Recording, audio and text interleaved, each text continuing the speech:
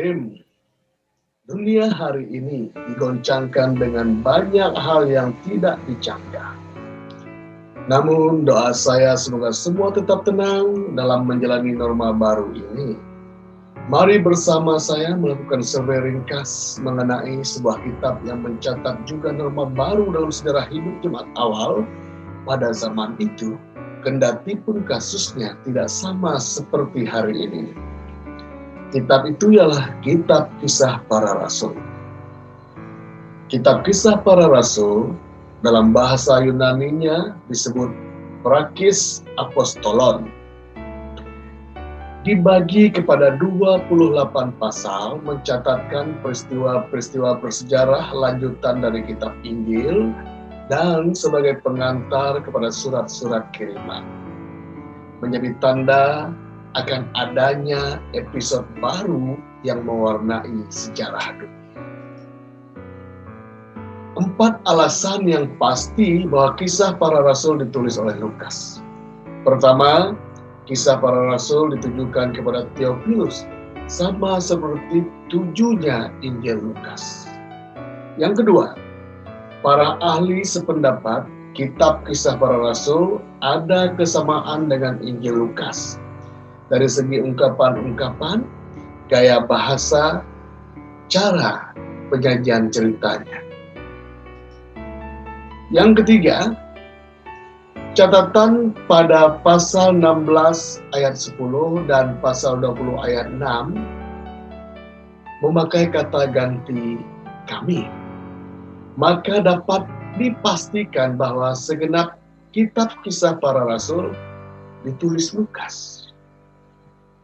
Alasan yang keempat, semenjak zaman Irenaeus pada abad kedua, sudah diakui kitab itu ditulis oleh Lukas dan dibenarkan oleh kebanyakan sarjana zaman sekarang.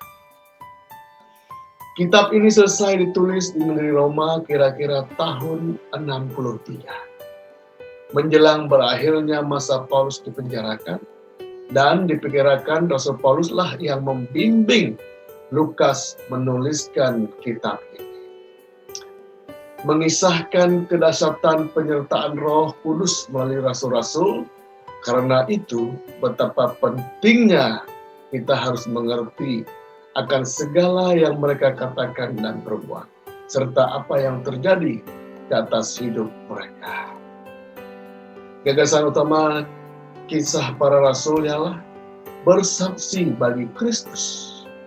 Ayat kuncinya ialah dalam pasal 1 ayat ke-8, kamu akan menerima kuasa kalau Roh Kudus turun ke atas kamu, dan kamu akan menjadi saksiku di Yerusalem dan di seluruh Yudea dan Samaria dan sampai ke ujung bumi. Kisah Para Rasul dibagi 2 bagian.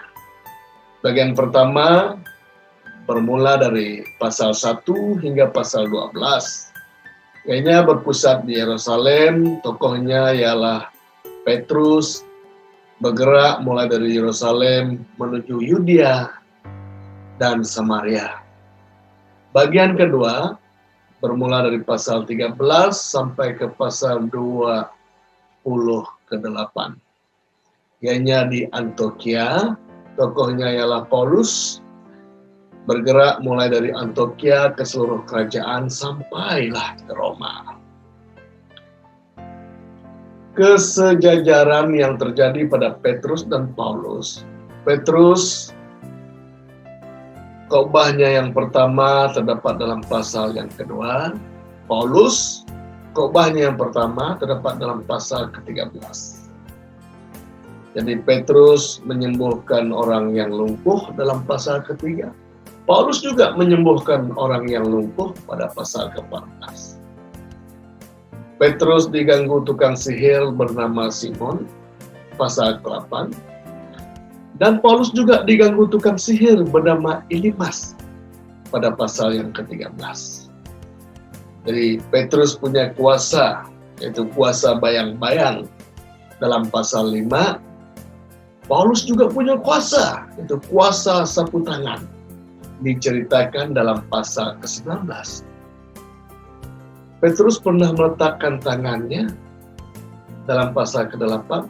Paulus juga demikian, meletakkan tangannya pada pasal ke-19. Petrus pernah disembah dalam pasal ke-10. Paulus juga pernah disembah dalam pasal ke-14. Tabita dihidupkan oleh Petrus dalam pasal ke-9. Eutikus dihidupkan oleh Paulus pada pasal ke-20. Petrus dipenjarakan pasal ke-12. Paulus juga dipenjarakan pasal ke-28. Itulah kesejajaran yang terjadi pada Petrus dan Paulus. Kisah Para Rasul pasal 1 menceritakan kejadian 50 hari. Mulai dari kebangkitan Tuhan Yesus sampai kepada hari Pentakosta. Jadi hari-hari itu dibagi kepada 40-10. Tuhan Yesus telah bangkit mengajar selama 40 hari. Para murid menanti kedatangan Roh Kudus selama 10 hari. Mulai dari hari kenaikan Yesus sampai kepada hari kedatangan Roh Kudus. Kitab Kisah Para Rasul mengandung pelbagai ajaran, namun maksudnya yang utama ialah penawaran kembali kerajaan surga kepada bangsa Israel. Namun bangsa ini tetap menolak Dia. Krisis terakhir terdapat dalam pasal ke-28. Sesudah mengarungi laut dan mengalami banyak mara bahaya, akhirnya Paulus mendarat di Roma. Meskipun ia terbelenggu dan dijaga, namun ia diizinkan tinggal di rumahnya yang disewanya sendiri. Setelah 3 hari di Roma, Paulus memanggil orang-orang terkemuka bangsa Yahudi. Setelah ia memperkenalkan diri dan menceritakan keadaannya, ditetapkanlah suatu hari untuk menguraikan firman Allah tentang Tuhan Yesus dan penawaran baru akan kerajaan Allah bagi Israel. Tertulis dalam pasal 28 ayat 23 hingga ke-25. Pada hari yang ditentukan itu, datanglah mereka dalam jumlah besar ke tempat tumpangannya, yaitu tempat tumpangan Paulus. Ia menerangkan dan memberikan kesaksian kepada mereka tentang kerajaan Allah. Dan berdasarkan hukum Musa dan kitab para nabi, ia berusaha meyakinkan mereka tentang Yesus. Hal itu berlangsung dari pagi sampai sore. Pokok kesaksian yang Paulus uraikan kepada mereka yaitu kerajaan Allah. Ada yang dapat diyakinkan oleh perkataannya, ada yang tetap tidak percaya. Orang yang tidak percaya memang dengan sengaja menolak firman Allah. Lukas menyimpulkan hasil itu demikian.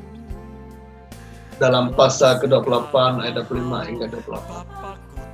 Tetapi Paulus masih mengatakan perkataan yang satu ini. Tetaplah firman yang disampaikan Roh Kudus kepada nenek moyang kita dengan perantaraan Nabi Yesaya. Pergilah kepada bangsa ini dan katakanlah, kamu akan mendengar dan mendengar namun tidak mengerti. Kamu akan melihat dan melihat namun tidak menangkap. Sebab hati bangsa ini telah menebal dan telinganya berat mendengar dan matanya melekat tertutup, supaya jangan mereka melihat dengan matanya dan mendengar dengan telinganya dan mengerti dengan hatinya, lalu berbalik sehingga aku menyembuhkan mereka.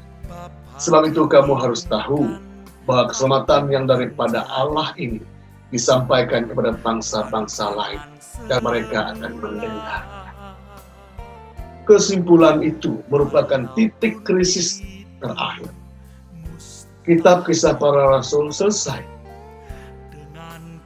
Yang dituju telah dicapai dan yang dimaksudkan telah digenapi.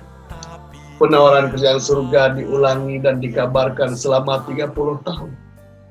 Mula-mula kepada orang Yahudi yang bertaburan di wilayah kerajaan Romawi, dan akhirnya kepada orang Yahudi di ibu kota kerajaan. Bersama berita kerajaan, dikabarkan juga pekerjaan Tuhan Yesus sebagai juru selamat karena kematian dan kebangkitannya. Namun orang Yahudi di mana-mana umumnya tidak percaya, bahkan memusuhi. Peristiwa yang terjadi di Roma merupakan penguatan yang terakhir. Bangsa Yahudi menolak penawaran ulang dari hal Yesus sebagai Mesias dan Raja dan Juru Selamat. Selama zaman ini, bangsa Israel disisihkan dari menjadi umat wakil Allah di atas bumi. Dan Injil tentang kasih karunia Allah kepada segenap isi dunia diberitakan kepada segala bangsa. Masih banyak lagi yang ingin diceritakan tentang kitab Kisah Para Rasul ini. Namun, cukup dulu untuk kali ini. Kiranya Tuhan memberkati kita semua. Sekian, terima kasih.